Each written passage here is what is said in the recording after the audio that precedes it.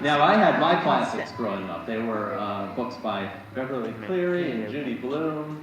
Shel Silverstein was one of my favorites. I like these writers especially. I have a special appreciation for them now, because I think that these writers could write stories that would take ordinary situations, no special effects, no vampires, and just create great stories. And that's what I aspire to do as well. And I will say, although I love Shel Silverstein, I am still very afraid of him. And so these writers really inspired me to write. And now I feel good about being a children's author because of writers like these. My new book just came out. I see a lot of the purple books in the audience. Very cool. Thank you for getting them. For anybody who hasn't read any of these books, I'll tell you a little bit about them. The purple book is called The Ugly Truth, and it starts off with Greg and his best friend Rowley on the outs. You know, they're in a fight. And what happens is that Greg starts to consider other friend options. And so he's looking at a kid named Christopher and a kid named Tyson. And these kids each have their own kind of negatives and positives. For example, Christopher, who Greg has been hanging out with over the summer, is an excellent mosquito magnet, right? And so it's really great hanging out with this kid over the summer. And Tyson, he's a great kid, and he likes all the same video games that Greg does and everything, but there's one problem with him, is that he's one of these kids who pulls his pants down a little too far when he uses the urinal. So Greg doesn't know if he can ever get over that fact, right? But this book, The Ugly Truth, is about growing up and the awkward changes that come with growing up. And so he has to watch these awful training videos. Parents, you'll remember videos in class like "Say hello to the brand new you," and classic books such as "What the heck just happened to my body." So this is what this new book is all about: growing up. It's sure to be banned, any second now, but I hope kids like it in the meantime. Writing is not my full-time job. I actually have a day job. How many kids here have heard of Pop Tropica? Good number, that's cool. So Pop Tropica is a big virtual world. I created it a few years ago, and that's what I work on in Boston. And there's lots of cool things happening with Greg Heffley this year, and it starts with Pop Tropica. I'm going to make a Wimpy Kid island, so that's very, very cool. And other than that, there are, I'm going to write more books and make more movies. But I wanted to show you actually that something that's of special interest right now is that there was a Greg Heffley balloon in the Macy's Day Parade. And so I'll show you the process there. We went into Hoboken, New Jersey, and you can see myself and my editor looking for the first time at the model for the balloon. We had Greg clutching the diary to his chest and kind of covering his eyes because he's flying and he's scared. So here are a few pictures there. You can see the original sketch on the wall. And then this was the poster. You can see Greg Heffley right by Kung Fu Panda there. And then the balloon took a test flight about 2 weeks ago in New Jersey.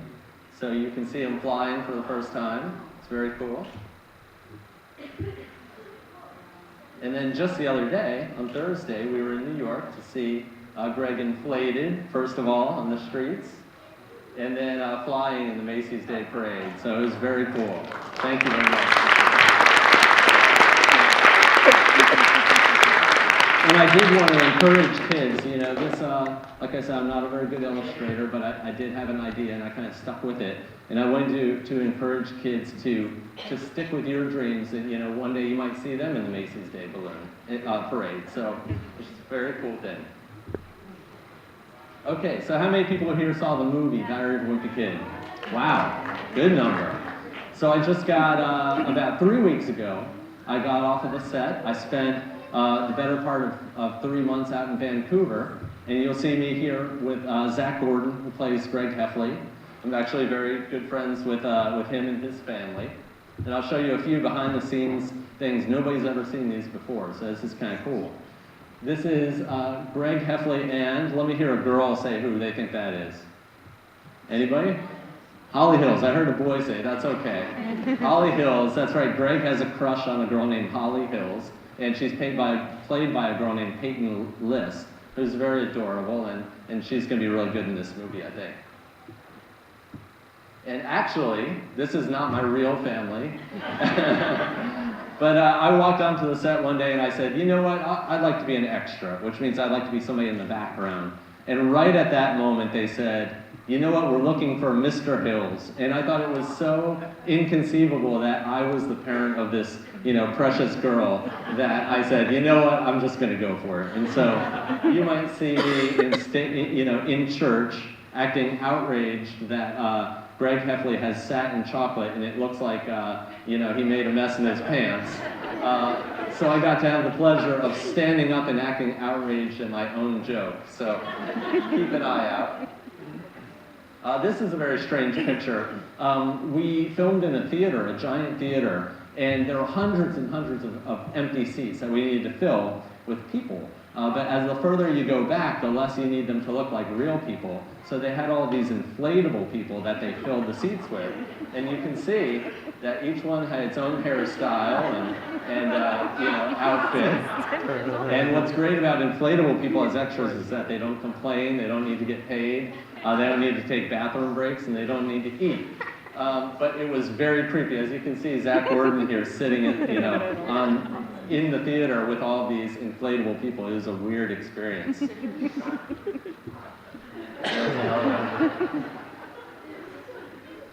And this is the rap party for Diary of a Wimpy Kid. You can see here Devin Bostic, who plays Roderick, and Zach Gordon, who plays Greg. They're having a little bit of fun at the rap party. I think those are Greg's feet in the lower left-hand corner, so he's being lifted in some way. And then this is a picture of Robert Capron and Zach Gordon. They are Robert is being wrapped, which means that he's done with filming. And what they do when they finish filming is that they say, Robert Capron is now wrapped. And it's actually a really emotional moment. It's that everybody comes together and claps for the actor and then, sends them off. But, after all this time you've spent together pretending to be this family, and then all of a sudden it's over, it's really actually a very emotional thing. So that was his last moment on set. Let's see if I have any other pictures here. I don't. So the new movie is coming out in March of next year. I'm very excited about it because I think it's a lot funnier than the first one, and I think people will really like it. But I did want to also tell you, coming back to Scott, actually, is that you may or may not have noticed, but he had a song in the first movie. When the Loaded Diaper Van appears for the first time, you can hear Scott Kinney's music in the movie. And I'm pretty certain that he'll have a song in the new movie too. So I think it's really cool, like I said, that Scott followed his dreams, and that's what allowed him to have a song and hopefully two movies. So it's very my hat is off to him on that he's chasing his dreams. But what we're going to do now, I want to thank you for listening to me here. And what we're going to do now is answer a few questions. And actually, I'm going to bring my sons up on the stage really quick before we get into the questions. I see my wife waving back there. My sons are 8 and 5. Their names are Will and Grant. They came all the way down from Massachusetts. And they love being in front of a crowd. They have no fear whatsoever.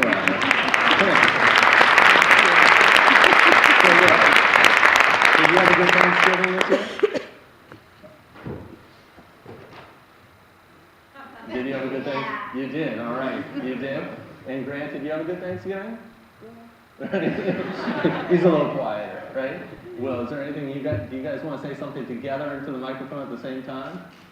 No, just you? No. On the count of 3, both of you guys. No. Okay, take turns. Okay, go for it, Will. Zooey Mama. Very good. It was. Go ahead, Will. Zooey Mama. Very good. Here's for my son. Okay, go from there. No. My son said, "Can I play on the computer?" He says that like he breathes. So we're going to take, I think we'll take a few questions before we get to signing. I saw a guy over here, he just raised his hand right there, so. Jeff, in the book, you make many allusions to the Whirly Street Kids. What was the inspiration for them? I think that in everybody's neighborhood growing up, they have different neighborhoods, different streets, and you are just enemies of the kids on the other streets, you know? And I think near us there was a street named Rame, and they just seemed like our arch enemies. And they didn't have as good of a sledding hill as us, so they'd always come and sled on our hill, and it just felt like a violation. So that's, you know, how I came up with that idea. Good use of illusions. Go ahead, bud. I want to know what it was the inspiration for the cheese touch. For the cheese touch, Was there actually like moldy cheese? there was some cheese on the playground. I remember growing up near my church, I think. And there was also, I was a Boy Scout, and they made the younger Boy Scouts do push-ups into a piece of cheese that had like ants growing over it. So, not the Boy Scout masters, but the bad Boy Scout kids. So let's try and get different people in different areas. I see a lot of hands, so I'm not going to be able to get to everybody, but let's go right there. And Jeff, feel free to pick whoever you'd like. Is the next movie going to be the Roger Rules or The Last Straw? It's going to be kind of a mix, mostly Roger Rules. It's going to end with the school talent show. So, yeah, it's going to be a mix. Hey, Jay. Yes? How do you come up with Zooey Mama? How did I come up with Zooey Mama? Well, in college I had a comic strip called Igdoof, like you saw, and then I wanted to see if I could get back into the paper. Once Igdoof was done, I wanted to see if I could get back into the paper.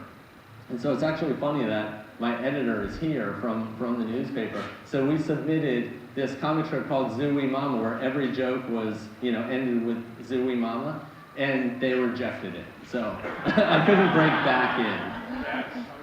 Yes, okay, yeah? Why in the movie is Roger's room in the attic, not the basement? That's a great question. You know, when you make a movie, a lot of things change, and some of the things you're disappointed with. And I was disappointed that Roderick's room couldn't be in the basement, because I thought that was a better place. But in Vancouver, people don't really have finished basements. So we had to use an attic instead, and that's why it was done that way. Jeff? Yes? Do you still play video games? Do I still play video games? No, and I'll tell you why. I realized that video games have just gotten too good, and I have this kind of simple idea about life that you're either consuming something or you're creating something. And I feel like when you're playing video games, you're just being entertained, and I'd rather entertain somebody else. So that's why I stopped playing video games. Jeff, up here? Yes? What's the next book going to be called? You know, I know it in my head, but I haven't told anybody, and I can't tell anybody. I will say that it starts with the letter C. How about that? And I think it's going to be about snow. Yep. How did you come up with Gregory? With Fregley, you know, everybody, you know, seems to have somebody strange in their neighborhood, right? Some kid who beats to his own drummer. And I don't know if we actually did, but I had heard the name Fregley before, and I put it together with this character who was really an oddball, and then I kind of mixed them together, and I thought that would be a good character. Jeff, back here? Yeah? What color would the next book be? That's a good question. I don't actually know. I think we've sort of run right out of good colors. So, you know, I think maybe gray or kind of an aqua blue. Jeff, over here? Yep. Why are all your books, like, basically 217 pages? Why are they all 217 pages? Because honestly, I thought if we made them all the same length, it would look really good on your bookshelves. That's the truth.